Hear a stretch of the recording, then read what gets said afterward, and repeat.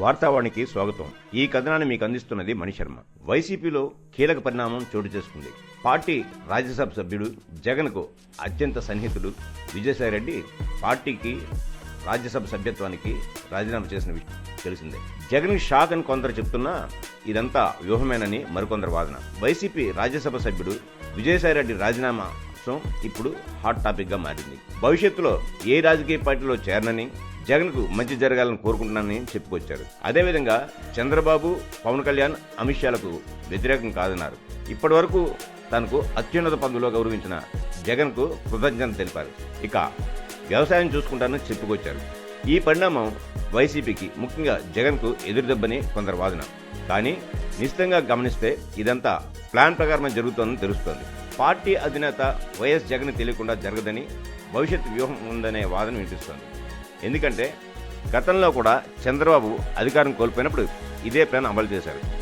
తనకు అత్యంత సన్నిహితులుగా ఉన్న సుజనా చౌదరి, సీఎం రమేష్, టీజీ వెంకటేష్లు చంద్రబాబు విదేశ పర్యటనలో ఉండగా బీజేపీలో చేరి పదవిని కొనసాగించుకున్నారు. ఆ తర్వాత తిరిగి టీడీపీ గూటికొచ్చి పదవులు పొందారు.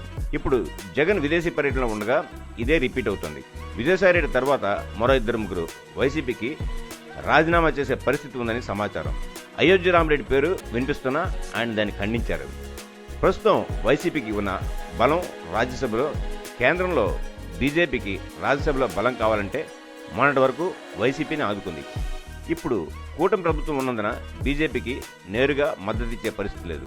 అందుకే విజయసాయిరెడ్డి సహా మరికొందరు రాజీనామా చేస్తే ఖచ్చితంగా ఆ స్థానాలు బీజేపీ లేదా కూటమి ఖాతాలో చేరుతాయి.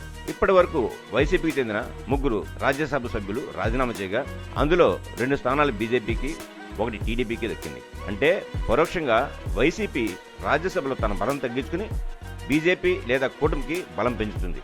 అంటే బీజేపీకి పరోక్షంగా మద్దతు ఇవ్వడం ద్వారా రాజకీయంగా లబ్ధి పొందే ప్రయోజనం. అందుకే ప్లాన్ ప్రకారమే అంతా నడుస్తోందని వాదన గట్టిగా వినిపిస్తారు. చూడాలి ఇంకెవరు రాజీనామా చేయబోతున్నారో. ఇంతటితో ఈ కథనం సమాప్తం.